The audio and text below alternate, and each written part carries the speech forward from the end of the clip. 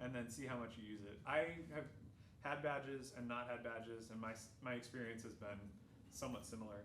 I will say though, and this is very much a part of what I have some expertise in, South by for Capital Factory is like our biggest event of the year. So there is a ton of stuff happening here. There are, we've got partners on every floor, startups pitching, brunches, happy hours, the VIP lounge, if you can get on the list, there's free food and drinks all day long, every day. So this is definitely a hub. There are lots of other hubs of activity like ours. And so I think, yeah, South by is definitely, if you're into connecting with people and learning about new ideas, absolutely do that. Any of you UT grads? All right, welcome. I think that's what they say. Any of you recently moved to Austin? Almost everybody. Where from? Nevada. Oh, okay. New York. All right. London. Where? LA. LA. London. Oh, London. Glasgow. Glasgow. All right. A few international folks. What about you? Toronto. Okay, so in-state. What about you? Denver. Oh, cool. Yeah. I lived in Denver for about 5 years. According to LinkedIn, people just bounce back and forth. Very true. Statistically, though, Yeah. it's interesting. Like the stats on where people in Austin have moved from. Obviously, California is number one on that list, but it really only accounts for like, I don't know, like 15, 20% of everybody who comes here. DC and Florida are among the other two big areas. Obviously, relocations within Texas is actually, that's the number one, but I'm also from Florida originally, so I kind of hit all the demographics. Have you looked at those LinkedIn reports? No, what? The biggest two-way migration pattern in the country is Denver to Austin, Austin to Denver. That's so wild. The biggest one-way is Illinois or Chicago to Denver. Interesting. Chicago to Denver makes a ton of sense. Denver to Austin, like I'm sure you'll. How long have you been here? 2 weeks. Okay, wow, you're Week brand and a half, new. actually. You'll probably find, as I did, that the culture tends to be pretty similar. One interesting difference is Austin, we're like late night people, and Denver, they are like breakfast people. Everybody wants to go do breakfast. It's not brunch, it's breakfast. And I think that has a lot to do with the ski culture because they're just so used to getting up and going skiing. Yeah. In Austin though, we're like out on 6th Street all night. We're not early birds. Yeah. Anybody born in Austin? All right, we've got a local. Anyone looking for a job? Okie doke. I hope you found the winter job fair that we have coming up on January 22nd. Anybody looking for investors? Got a startup, trying to find investors for it? Awesome. We're gonna talk with Chris in a little bit. He's with InfoSight, cybersecurity company. They've raised like 13 million. He's probably a good guy to talk to about that. Any of you founders of a startup? All right, half the room. That's pretty typical. Awesome. Well, here are the things that we will cover. The Texas Startup Manifesto, which is a really cool strategy that we have for dominating Texas. I'm going to give you a bit of an Austin history lesson. I'll talk a lot about Capital Factory. UT Austin a little bit. South by Southwest I've covered a little bit. Army Futures Command, that's a big new strategy for us and a really great partner that we've had here and continue to grow that relationship. And then following that, you guys can ask me any question that you want. I will just deflect and defer to somebody else. All right, what we won't cover in this intro is fundraising. So for those of you who are looking for investors, I would encourage you to either come back to that or schedule some time with a guy like Chris or any of our mentors here at Capital Factory. On the second Tuesday, we also we do these events, so we are covering that. That doesn't make sense that it's in there as something we won't cover. Third Tuesday is our Intro to Defense Innovation, so if you're interested in learning more about that, Kevin Landroop, who's our venture partner, he covers all of those things. We have founder stories on the fourth Tuesday, and if you want to dig in more deeply on how to be a successful entrepreneur, you should definitely check out our Founders Academy Essentials program. Gordon Doherty, who's our president and basically the godfather of the accelerator, he runs those. He's amazing. It's not that expensive to do it. I think it's like maybe a couple $100, $250, something like that, worth every penny. It is, I think it's free for accelerator companies. So yeah, if you're interested, learn more at foundersacademy.eventbrite.com. Gordon has written a book, so he's got to be a smart dude. It is awesome, and he's amazing. So I would definitely encourage you to check that out. If you want to learn more and actually hear from Josh, bit.ly/plug into ATX startup scene is the link. And Josh gives you kind of all of the step-by-steps for getting connected in the community. He's a prolific blogger. He also writes a really cool blog at the beginning, or as a lead into every South by Southwest. It's basically like Josh's guide to South by, and like here are the things you can't miss. Spoiler alert, a lot of the events are events that we're doing here because they're awesome, and you should definitely go to them. If you don't know about Startup Crawl, how many of you guys have been to a Startup Crawl? All right, you're in for a treat. The Friday of South by, which is March 13th, we do the Startup Crawl. You absolutely have to be there. Denver has probably, arguably, one of the best startup weeks in the country, but we have a much more kick-ass party. We do them twice a year, so once at the end of Austin Startup Week, which is in the fall, and then once to kick off South by. So it's a South by official event. There's like 15,000 people who are part of it. We have stops all around downtown, so you get to go and check out the startups where they live and actually walk through their office and have a drink with them. It's basically a pub crawl, but for startups. And so Capital Factory, all 4 floors are activated. You can come through here. This will be the public lounge. There's a VIP lounge. There's just stuff happening on every floor, and it's really, really fun. And then there's also tables for all of the startups. So they're all here. There's like 150 startups that all have tables. And so you can go by and talk to them and get a job or, partner with them. What day was that? That is Friday, March 13th from 4 to 8 p.m. There's also a really kick-ass after party, and it's going to be, I don't know where, but we call it the Night Crawler, so it'll be at like Speakeasy or some bar in town. We have a few upcoming events that you should check out, and you can find them on the website, capitalfactory.com/events. These are some of them, apparently. Co-founders meetup. There's a ton of meetups that happen at Capital Factory. I started one here back in 2012 called EdTech Austin, still running. We have the 3rd largest EdTech meetup in the country. Only New York and San Francisco are bigger than us. As a matter of fact, I started going to the Denver EdTech meetup, Colorado EdTech meetup. They alternate between Boulder and Denver back in probably 2010. So, but yeah, they have a really, really good startup scene there. Ours, pretty much all of the big meetups happen at Capital Factory. Co-founders meetup is really great. Johan runs that. He's awesome. The Austin Closure meetup, they also have meetups on like every coding language you can think of. So if there's something that you're into and you want to meet people who are also geeky about JavaScript or Python or Kubernetes, there's like a meetup out there. We have Epic Office Hours is something that we do all the time. There's one coming up in Dallas. We also have a campus in Dallas if you don't know. So if you're ever in Dallas and you're a member and you want to work there, you can. If you travel to another city as a member and we have a partner location there, through our partnership with Google for Startups, you can actually just work out of the Galvanize in Denver, the Galvanize in San Francisco, or the 1776 in DC. There's places literally around the world that you can work out of. Okay, I'm not going to go through all those. You can look at them if you want. Austin Startups is a Facebook page, and you can find there's lots of really great information on there. Another really awesome, I don't know if it's on here. There's another really great Facebook group called Austin Digital Jobs. Lonnie Rosales runs it, and she's amazing. There's always like really cool opportunities on there, whether it's contract work, full-time employment, and they're pretty strict about the community, and so it's actually really nice because there's like no bullshit jobs on there. It's like actually vetted real stuff. So she does the big ass social happy hour too. Right? She does, yeah, and she also, by the way, just came out with a really cool list of all of the most amazing women entrepreneurs, because she was basically like, there are not enough women speakers on panels, so here's a list of everybody you should go to.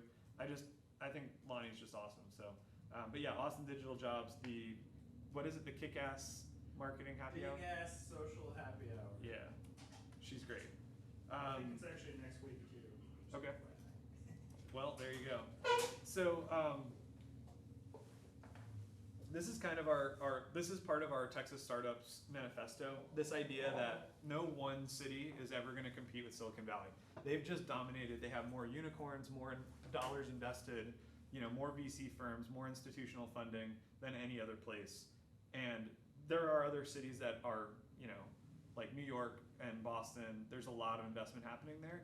And so flights are cheap, and a lot of our entrepreneurs will fly to each coast to go and do fundraising. But we really want to make Austin the hub, Austin the center of gravity, and then just dominate all of Texas. And so the Texas Startup Manifesto is basically this idea that between those 4 cities, Austin, Houston, Dallas, and San Antonio, we actually represent, a huge behemoth of tech and entrepreneurship. And those cities aren't that far apart. And so what we do is we take advantage of the fact that it's cheaper to live here. The cost of acquiring talent is much more reasonable in Austin. We're close to the universities, and so there's just this pipeline of talent. It's really just getting your startup in Texas and doing it here is just a way better value than anywhere else. And so we want to connect all 4 cities. We do that by having a road trip to one of those cities once a month. We do epic office hours, mentor meet and greets. There's pitch opportunities between the cities, and we just want to connect those cities as much as possible. And we think that that's really the strength that Texas can bring to bear against Silicon Valley. Obviously, there's still going to be the opportunity to invest there, but we want to make sure that we are working with every startup in Texas. So that's kind of the thesis. TexasStartupManifesto.com is where Josh has outlined his grand strategy. Right now, we have a campus in Austin and Dallas.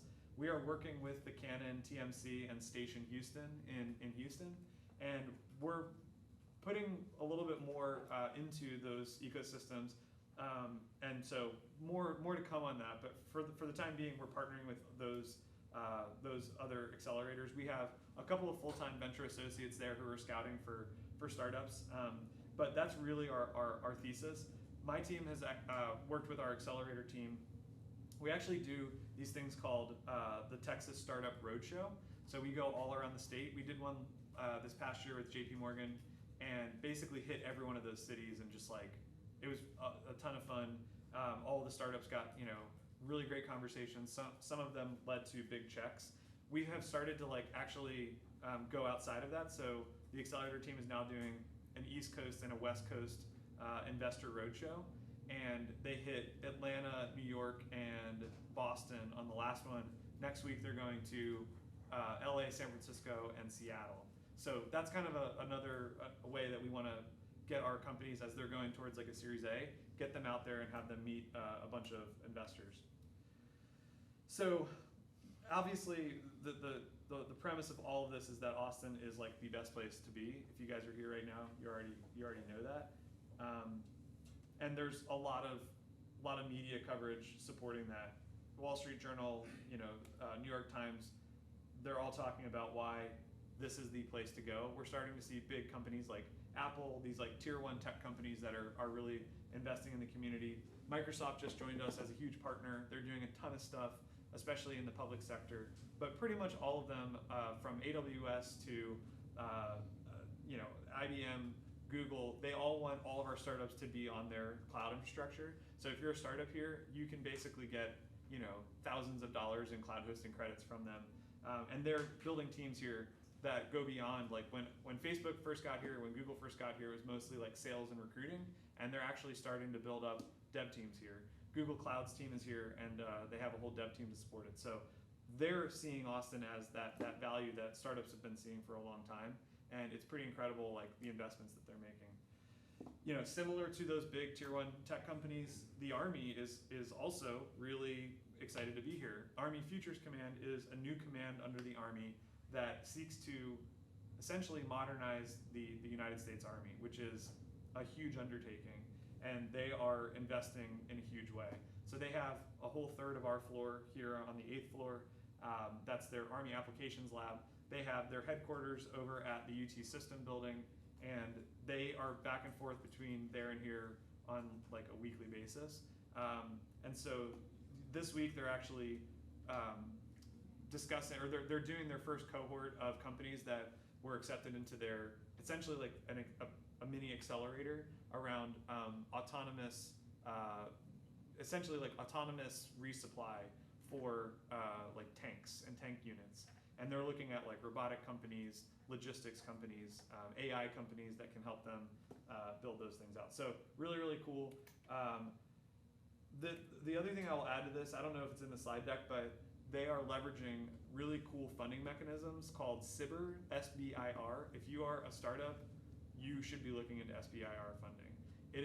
There's 3 phases, and at each phase, they basically give you an amplifier on investment dollars, but it's non-dilutive and it's grant funding, so it's basically free money to go and build cool shit for the government.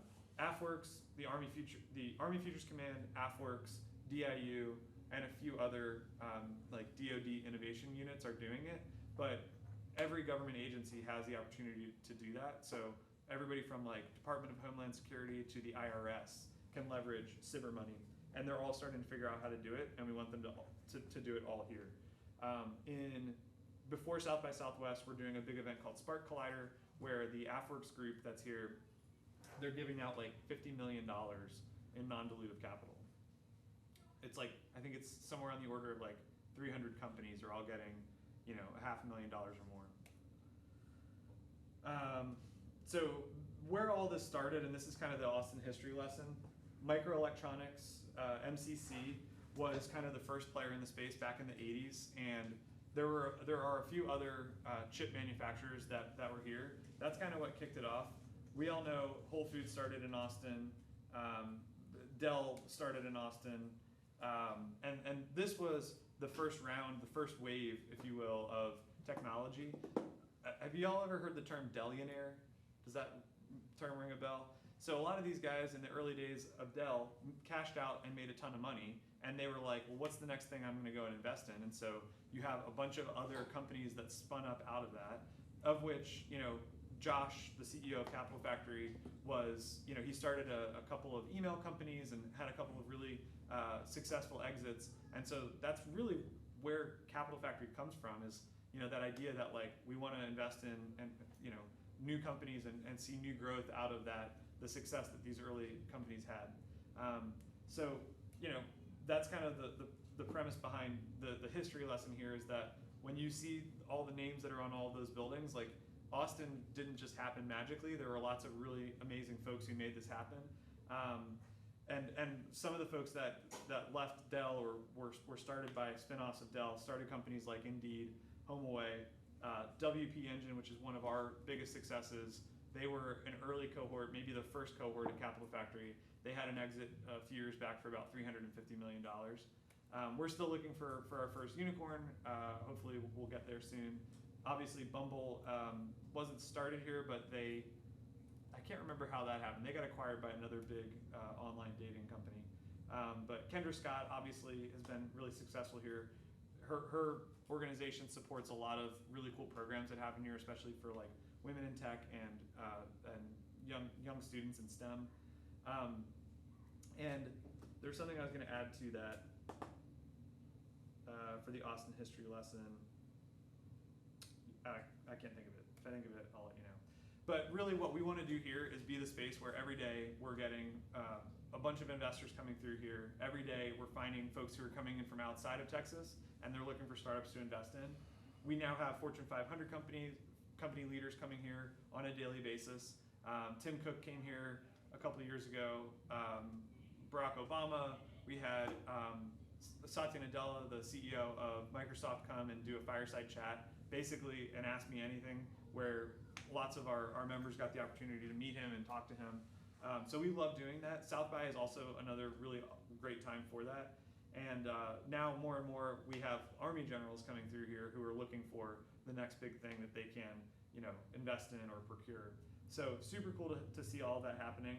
When Josh first called this the center of gravity, it was more like aspirational. And I feel like more and more it really is like, it is what we're trying to live up to be, a center of gravity for tech and entrepreneurship. There's a guy named George Kosmetsky. I don't know if y'all know who he is. He was basically like the godfather of the computer science program at UT. And he also founded the IC Squared Institute. So that for us and for Texas has been huge. We have a great relationship with the University of Texas. The UT Computer Science program is, we regularly have startups that spin out of there and the many different entrepreneurship programs that exist at UT, and then they come over here and they build their company. So it's really great to see that. Josh, our CEO, also is an adjunct professor there and has a class called the Longhorn Startup Program. And so we get a lot of folks who come through that who come over here. Some other folks to know in the community, Mitch Jacobson runs the Austin Technology Incubator, ATI. Really awesome dude. He's been around forever and is just like a staple in the community. Similarly, Melly Price, she is our director for, I think she's health tech, but she is with Dell Medical School and basically helped get that spun up. So she's super awesome. Jan Ryan is amazing. She's done a ton of different things with us and runs a bunch of different community programs here. Texas Venture Lab is another program at UT where it's basically a university investment fund where they're investing in their own companies. They're super cool, and we have lots of really cool stuff with them. I talked a little bit about Austin Startup Week, but to just put a save the date on your calendar, it's actually the first week of October. We had to switch it this past year because there were a couple of high Jewish holidays that we wanted to steer clear of. And so we're back on track though. Those holidays are now in the middle of September, and we're doing Startup Week, first week of October. That is basically like our South by for locals. It's a week of programming. We get like every startup and tech company in town. It's really, really cool. South by, as I mentioned, is in March. It's definitely the place to be. And so as I mentioned earlier, there's like the official South by stuff that if you get a badge, you can go and sit in the convention center and hear really great panels, really great sessions. I have not really ever been able to do that because I'm always over here. And then there's the unofficial stuff where, long lines, it can be kind of crazy, kind of chaotic, but that's really where we have the sweet spot here being a little bit off of the main strip for all things South by. This is the startup crawl. I hope the audio is not too loud. We'll find out.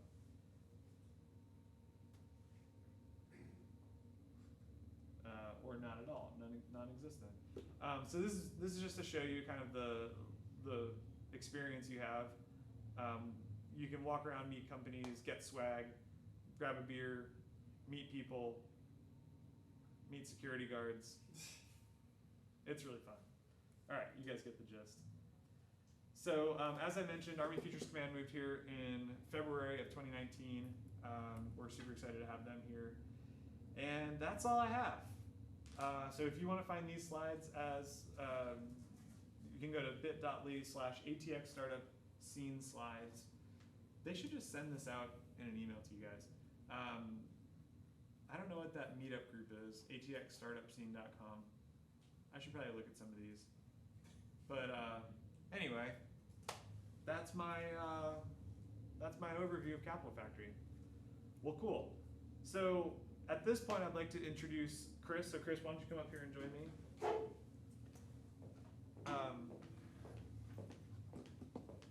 Thanks for being here today, Chris. So Chris is the founder and CTO? CPO, product side of InfoSight. And so I thought it would be interesting to bring him here. We're going to talk a little bit about InfoSight and open it up to questions for you guys. Cool. Was all that stuff that I said true? Yeah, I mean it's all available. Some of it's harder than others. Yeah. Like SBIRs are very difficult to get. Yeah. Armies thinks they're awesome, but you have to have like an entire team to go make a 15-page thing to get it. But Yeah. We've had, we were just talking about this yesterday. We've had like 35 companies get CIBR funding. Most of it is phase 1. Phase 2, we had one company, Fit Rankings, who got, well, we've had a couple that have gotten phase 2 funding, but yeah, it's pretty interesting. They got a $350,000 contract with a base in San Antonio. I think it was Lackland. And the CIBR fund matches that. So they ended up at the end of it with like $750,000 in funding. it's cool. So So there are companies that are figuring it out. I don't know of any company that's gone to phase 3. Have you gotten any Cyber funding?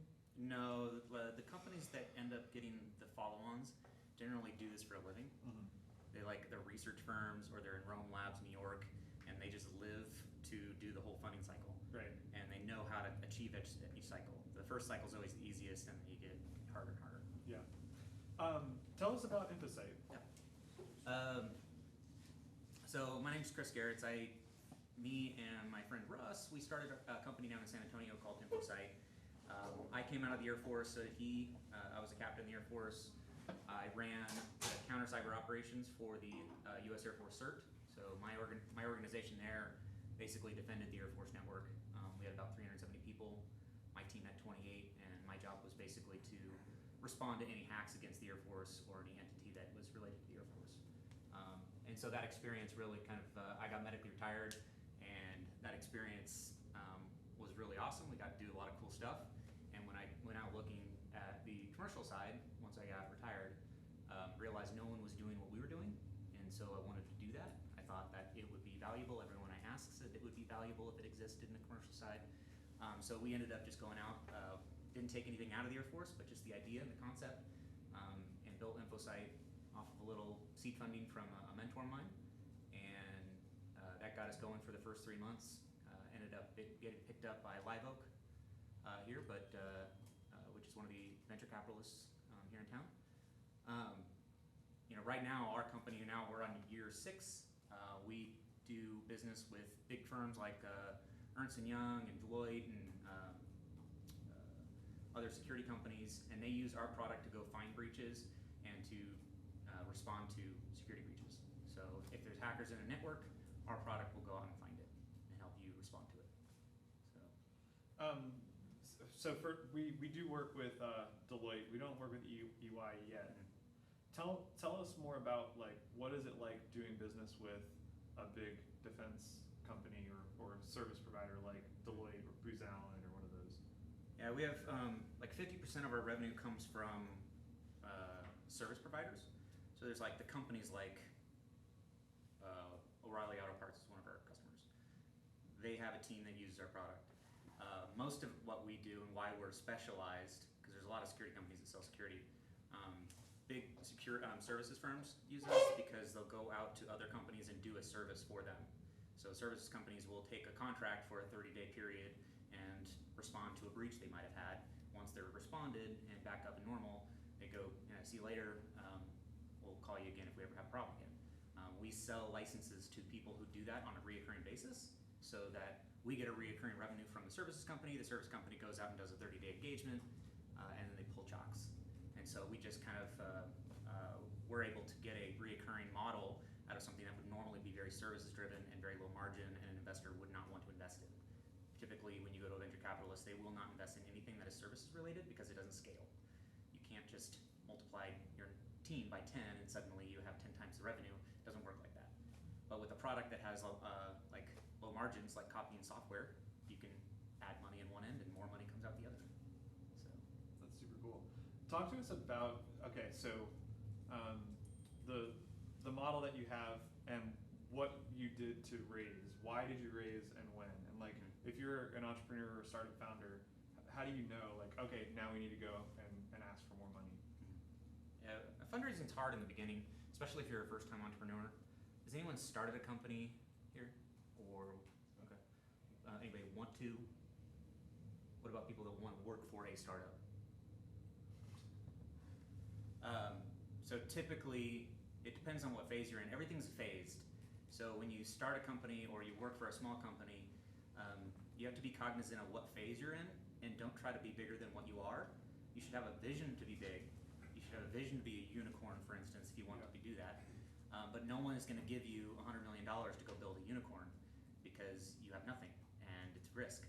So you have a lot of risk at the beginning, you have lower risk at the end, and so what you need is to figure out what phase you're in and how much risk that is and what you're willing to do. So the startup world is very good at making names for things, and so we have these things called seed stage and A, B, and C, and that really defines based on how much money you're raising at that moment and where you should be based on that round.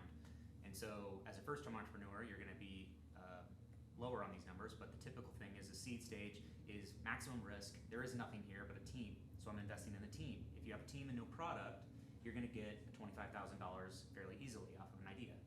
If you have a team and a product, you can get $500,000. You've got like a minimum viable product. Someone's going to say, hey, there's a thing that exists. I will put towards money towards that. That's still in the seed category. When you start going over the $1 million and you have a product and you have a set of customers, then you're going to get $1 million plus in your investment rounds. If you've done companies before and you've built successful companies before, people trust you a lot more. They will give you more money up front. If you have never done this, they will tell you to fly a kite until you have 20 customers. And you can't get 20 customers without money, so it's like, which one comes first? And so typically if you go work for a startup or you ask a startup what phase you're in, they would say, hey, we just raised our C round. A C round is like your 4th phase of funding. You should be in total growth mode. You should have a professional management team. You should have 100 bodies generally. That's like a typical later stage startup where you're trying to exceed, go past 20 people, go to 100 people, and you're trying to scale a sales team. If you're in the A or seed round, you are trying to build a product in a market generally. If you can't build the product and the market's not taking off, your company will die. Seed stage to A stage, and then you won't get your B. That's where a lot of them die, is either in the stage, a seed stage or the A stage. So if you work for a company in those stages, or you want to create a company, realize that there's a lot of volatility until you get to your scale time. And so it's high. It's always good to understand what phase you're in, how much money that gives you, and what does that really let you do for how long. What about why did you choose to not? Okay, a term that I know that I don't really know that much about. Well, sort of, but bootstrapped. Mm-hmm. Like, why didn't you just bootstrap it? What was the reason for hey, we know we need to go get $1 million in this round? The biggest reason is because my co-founder's wife was pregnant. Okay. And she said, "You want my husband to quit his job?" Right. And when you're 19, you can do that. When you're 30 and starting a company and you have a family, it's a lot harder.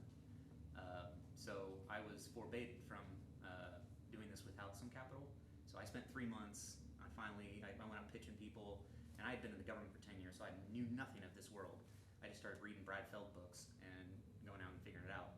And finally, I had someone I knew, a mentor of mine, and he basically, I didn't ask him for money directly. I asked him if he knew people who had money, and he sent me to like 3 of his friends, and all of them just raked me across the coals and told me to go get a job and get some life experience first, because 10 years of the government's not going to make you successful here. So I came back to him like, it didn't work out. Probably just get a job or something like that. And it sucks because his idea is like, necessary. And he goes, well, how much did you ask him for? I was like, I was going out there asking him for like $500,000. What's the bare minimum you need to get to the point where you can convince someone to give you $500,000? Well, we need, I don't know, 3 to 6 months and some time to build a prototype. I could probably start bootstrapping. If we had a very small sum of money, we could pay ourselves for 3 months, build something just enough, and then on the side we'll do a little consulting work, because we can bill out, $200 an hour plus for cybersecurity work. Right. So if you can bill out and do services on the side for 50% of your time, you can bootstrap. It will slow you down, but it's possible, and it's probably necessary if you're really early. Yeah, that's really good advice. Have you ever heard of the expression burning the boats? Do you know about that? Yeah. So there's this idea, and I've struck out on a startup myself, but I feel like at some point I'll probably do it again. The hardest thing is when you have a source of, you have a job, you're getting paid, your inclination to work outside of that is going to be a lot, it'll be hampered by the money coming in. That's why a lot of people do. They just quit their jobs and basically burn the boats. They're not coming back. They have no backup plan. It's either this succeeds or I completely fail. Yeah. Is that something that you were mentioning? Your co-founder's wife being pregnant was like a limiting factor for him. How do you, how do you view that? Is that something that people should do? Should they quit their job, or can they build their startup on the side? It really depends on the risk you want to take. For me, it was worth it because I got retired and I had a retirement check coming in. So some people are going to have more benefits than you going into this thing. They've got friends, they've got family, they've got retirement income coming in, and that's going to make it easier. If you're 19, that's going 35 of the family. So for us, we were in the middle. Like, I had a retirement check. I was able to come out. He wasn't. I couldn't build this without him. He was my technical guru. Yeah. And so we had to kind of meet in the middle. I came out a little early for about 2 months looking for money, living on my retirement. I went from 80K a year out of the government to like 25 and eating ramen. I made 25,000 the first 2 years. Wow. And I still do the math sometimes, and I'm like, had I just had a regular job for the last 5 years, would I be at the same point? You know? Sometimes that calculus happens. If the exit happens, all that will go away, but because my money's imaginary right now. Yeah. Really cool. I guess you started out in San Antonio, moved to Austin. That's probably relevant for a lot of these folks. What are the things that they need to know? As I think most of you guys are relatively new to Austin. What do you wish that you had known when you first moved here that you didn't, that you know now? Yeah, we started the company in San Antonio. So there's a place called Geekdom down there, which is very similar to this. And we started the company there. We were housed there. It's great because you want to be in a hub and you want to be around people. It's the only way that you can get employees, to get hired, to get jobs. It's just a big washer machine that comes right back. If you're part of this, you can get opportunities. If you're not part of this, you're not gonna know what's going on. Someone's gonna have a need for your stuff and they're not gonna know about you. So you have to be part of a hub, and I think Capital Factory is that here in Austin. Geekdom was that in San Antonio. We moved up here and we found it easier to scale our company because there's more talent, especially in marketing, executive sales, building startups is something that Austin's been doing since the 90s. San Antonio's early, but definitely doing some good stuff with Geekdom. Yep. Graham Weston, Rackspace is the founder there. Yeah, and I think my perspective is pretty similar. Whether you're looking for a job, looking for funding, looking for the next big idea, like you've got to find the like central hubs where those things happen. And Capital Factory is one of those places, not the only place. There's a lot of other places in town where people hang out. And I think that's the other thing. The thing that I learned is when I moved to Austin, I didn't know the landscape and I didn't really think about trying to figure that out. And so I kind of felt I was like stuck. I didn't know, where to go. And so I figured out that, there are places like the Center for Social Innovation on the east side. So it's a small town. It's still a very small town. So like when someone mentions consumer packaged goods, if you're a CPG startup, I know of one place to send you, and that's SKU. It's an accelerator focused on CPG companies. If you're social impact focused, I would direct you to like Impact Hub or Center for Social Innovation and Notley Ventures. Like that's kind of been my experience, is that once you understand like the landscape, it's actually really easy to navigate. It's kind of like the transit system in a city you're unfamiliar with. At first, you're just like, what the hell does all this mean? And then you figure out like which stops are the ones that connect you to the most other places. And I feel like that is Austin for sure. Okay, well, do you want to open up to questions? Sure. What questions do you guys have? Yeah. So you mentioned you dropped down to 25K a year, but it sounded like your partner was the more like he needed to make a certain amount of money because for his family and whatnot. So did he end up taking a significant amount less to quit his job and work for that as well? Do you recommend that? As far as even if you're working for a startup, do you have to make less than like in a normal non-startup company? With an early stage startup, you typically will take less, but you're going to do the math and you're going to say, how much is this equity you're giving me worth? Initially, that equity is worth nothing, but you should have a plan for what it could be worth. So if you're used to making, 60K a year and you get picked up by a small startup for 45, then they should be giving you $15,000 in value in this imaginary thing called stock. And if they can't show you that that's worth anything close to that, then they're screwing you. And so what I like to do personally is to show you what the stock is worth right now. Now, once they start raising significant sums from like a venture capitalist, the valuations become normal. They're actually, by law, you have to have a valuation. Before you raise significant capital, like less than $1 million, the valuation is like, I don't know, nobody knows. It's whatever the investors will pay for it. So the stock is really worthless. No one's going to buy it. But there should be an expectation that if we make it to this phase, your money will be, it'll be car money.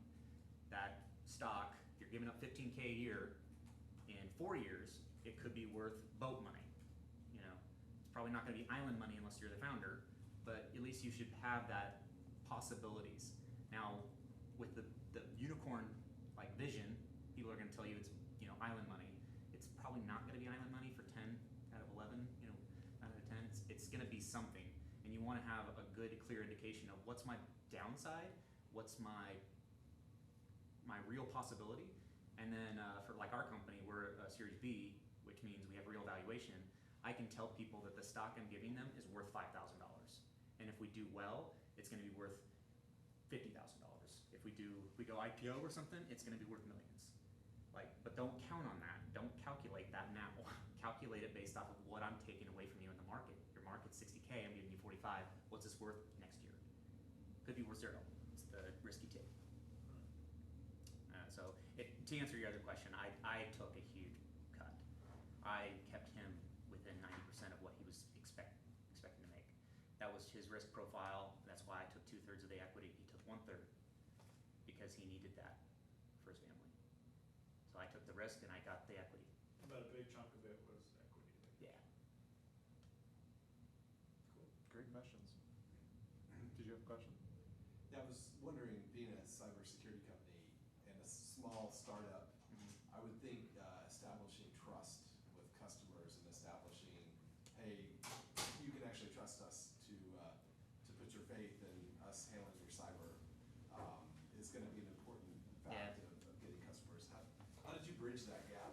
It's actually really hard. It's actually the #1 reason why anybody does business with a cybersecurity company is trust. Because for me to do my job and for our software to work, you have to grant it like massive privileges to your network, and you have to give me access to your most sensitive data.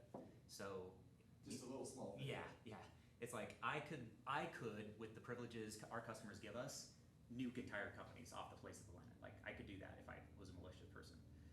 Maybe I would never do that, but someone's going to give me those keys, and they have to trust me with those keys. And so the only way we had credibility up front was because we had done this for the Air Force.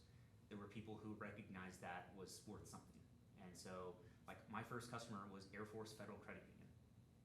They said, oh, you did this for the Air Force, I know the entity you worked for, boom, instant credibility. So where's the credibility gonna come? If I went to New York and told them I'm from San Antonio, I'm here to help, I probably wouldn't get any answer.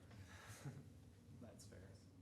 And then I guess you were able to use the credit union to help say, hey, look, we're securing a credit union. You kind of take it one step, you cross that river kind of one step at a time. I always think it's like, don't try to boil the whole ocean when you're doing a startup. You don't have the resources. Try not to do everything. Make 1, 2, or 3 people really happy. If you can make a handful of people happy, they will tell their friends. If they're not telling your friends, you aren't doing what you should be doing. Because you should grow organically if you have something of value, or if you're delivering something of value. That's a really good barometer. It's really hard in the beginning to understand, why am I not selling? Is it because they don't trust me? Is it because we're small? Is it because there's like a million reasons people don't do business with you. But if you can't make a handful of people happy and they don't tell their friends, that's a good barometer.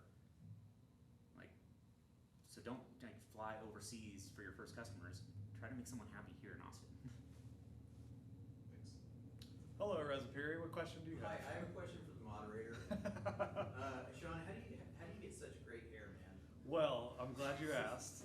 It's a startup that I started called myownhair.com. Reza is also a super awesome entrepreneur in Austin, so he's a great person to be connected to.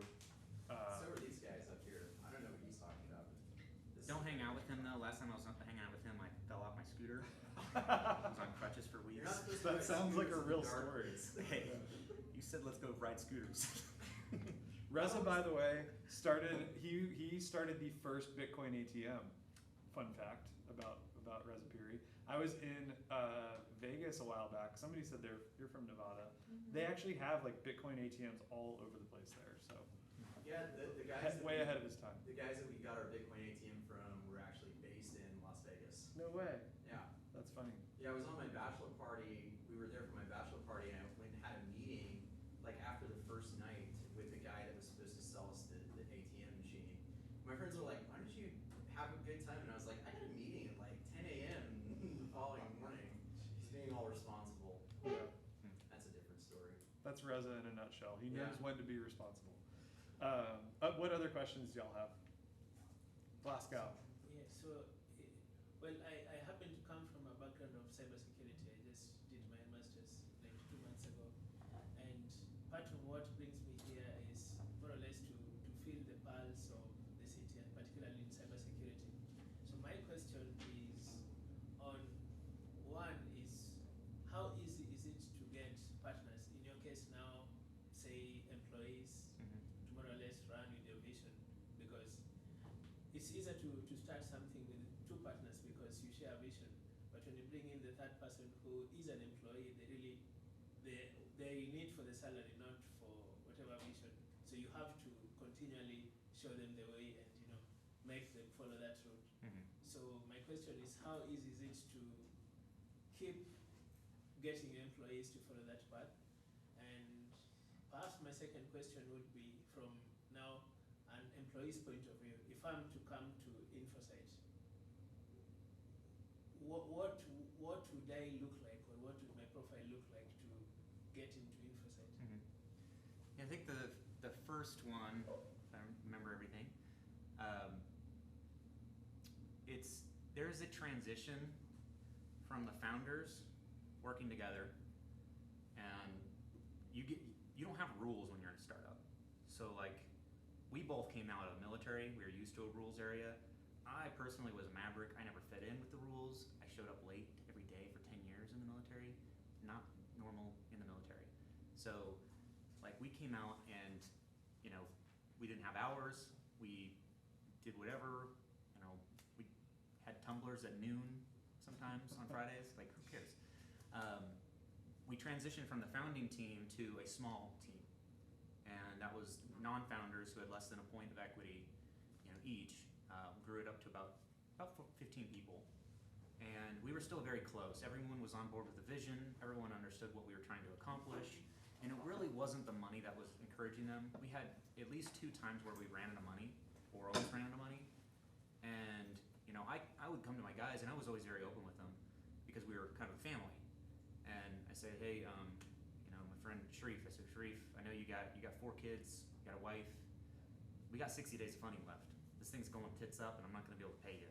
So you should look for a job right now. If you want to leave right now, you can. I'll keep paying you or whatever, but whatever you need to do for your family. And he says, dude, we're going to make it. Like, I know what's happening. If it comes down to like the last 30 days, I'm going down with the ship with you guys because I want to be part of this thing. And he was not a founder. He didn't have the kind of equity that me and Russ did. So it was actually very surprising when our whole team said that same thing. We're going down with the ship. We're going to make this successful. And we ended up we pulled it out of the fire, closed some really big deals that we were going on. But it came down to, I have a screenshot of my bank account like 10 days before we were supposed to pay payroll, and it was at negative $6,000. And then there was like 20 days later, I had $100,000 in it. And I was like, very close. But that team, we were a family. We made another transition when we moved to Austin. I stepped down as CEO, and we hired a guy at Dell. And so Dell, he had run an 800-person company before, professional CEO. It was part of our recruitment process to take our next round of funding. I've never run a company before. I've never scaled a sales team. I've led engineers, but I've never dealt with salespeople. So our investors, the board, we all decided that we were going to look for a CEO who's done this before for the next phase of capital.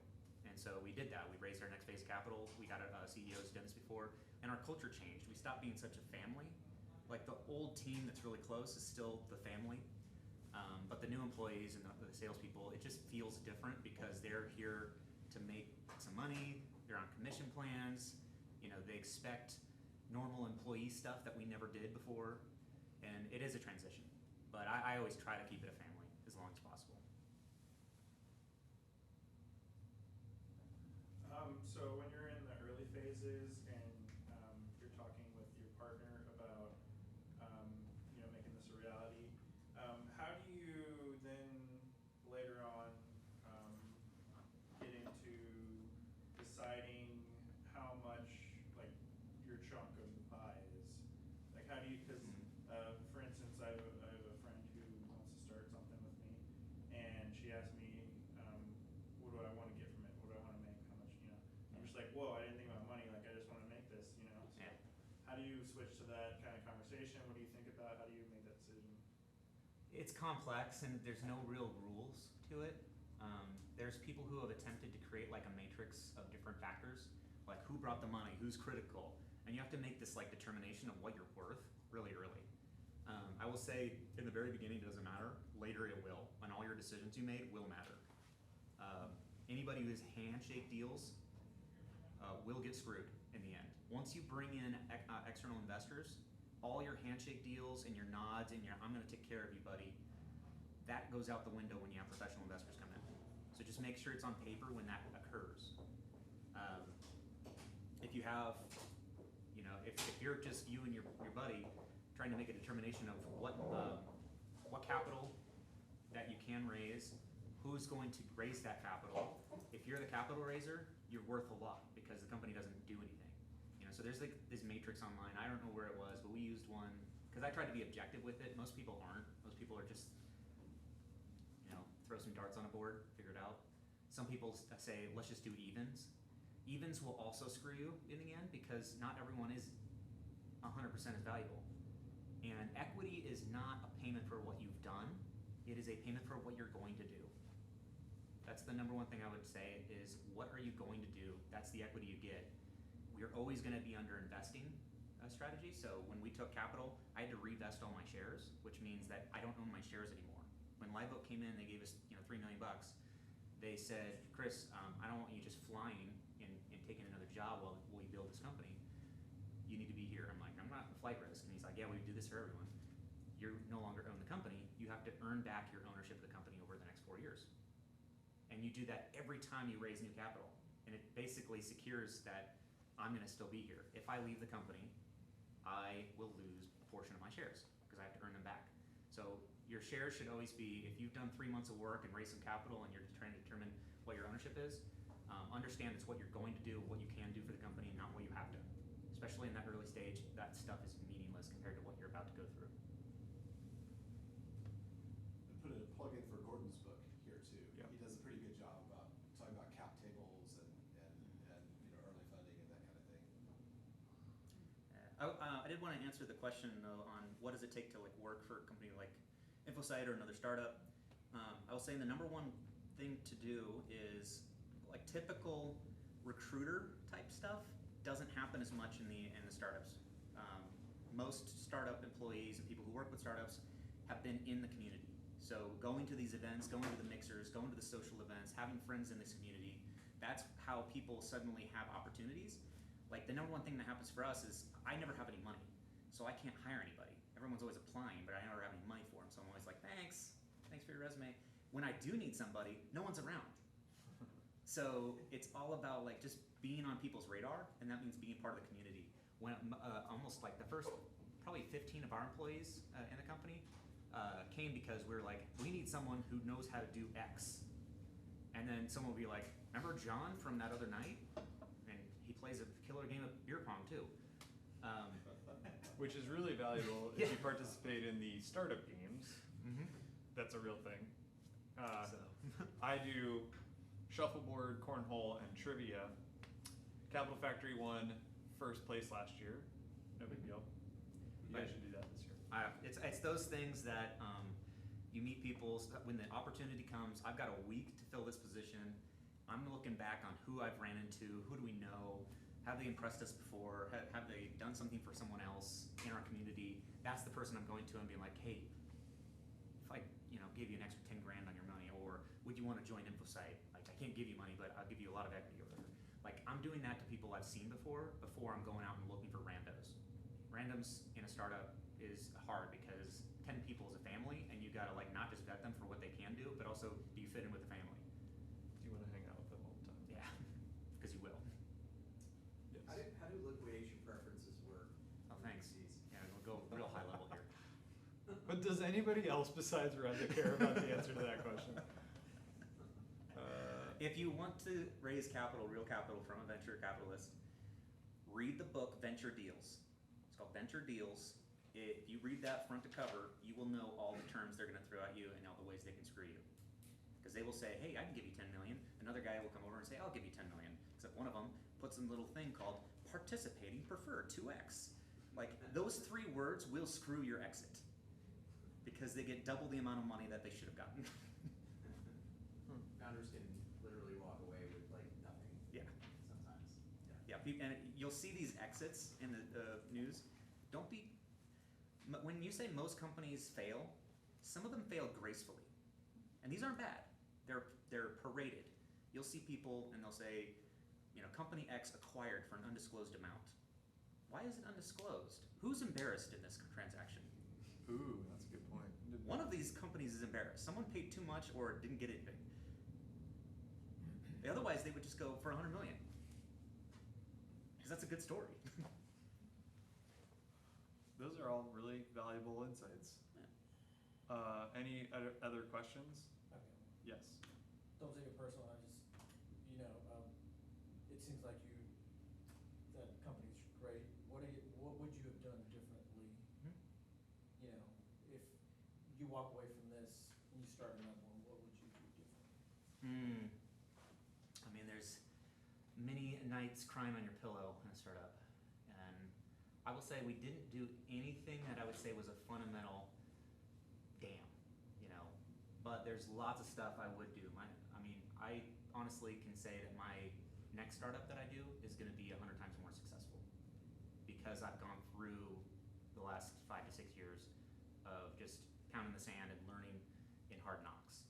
Like, I didn't know accounting, I didn't know anything before doing this, and I had to read and you know, I signed a deal with AT&T that basically makes some of our intellectual property owned by them accidentally. Like, there's some weird stuff I've done like that, but it didn't end up hurting us in the end. We were able to get out of that stuff, but people can make a lot of mistakes in the beginning. We didn't make any super big ones. I will say that when you take capital is important, like how early you want these other parties to come into your company, because once you take in external investment, it is no longer your company. It doesn't matter if you sold 20% and you still own 80. If you bring in a professional outside firm or an investor, that person is now part of your team. And they aren't your brother, they're your angry dad. And sometimes he's proud of you and sometimes he's not. So startup land's gonna have lots of times of good and bad, and you gotta be understanding of what you're getting into when you join up with other people, whether that's your co-founder or an investor, because those people will be married to you. Like, me and Live Oak, I've known them for 4 or 5 years now. Like, met with them every 2 weeks in the first 3 years. I know them well, and I never felt, even when they had 10% of the company, or now 30% of the company, they always felt like they were dad. So just understand that. Great questions. All right, maybe time for one more. Otherwise, we can head over to the kitchen and do a happy hour and hang out. Any other questions? Yeah. So how big was the tech team in the early stages? Like how, Tech team? Yeah. Like that was the main focus, right? That's the product. Yeah, there's only 2 roles in a startup at early stage. You're either building something or selling something. Okay. If you can't do one of those things, you're useless. So we don't, need anybody other than the people building it or selling it. And so at the beginning, it was just me and my co-founder building it. We ended up, we had 2 hires on top of that. Both of them were very close friends we'd worked with before. So it was 4 people, and it was all of us doing technical stuff, and I was the primary person flying around trying to find deals. So I split my time between deal making and helping design the product. And as time went, and our development team went to like 6 people, I stopped having time. And in fact, there was a point like a year into the company where I had done so little coding that all my GitHub commits were like rejected. And then they took my keyboard and say, no more coding, just tell us what you want to build. So you get rusty after a little bit. All right. Well, cool. Well, thank you so much, Chris. Appreciate you being here, dropping some knowledge on us. We're gonna hang out in the kitchen if you guys want to go have a drink, and we can continue the conversation there. Cool. Awesome. Thanks. All right.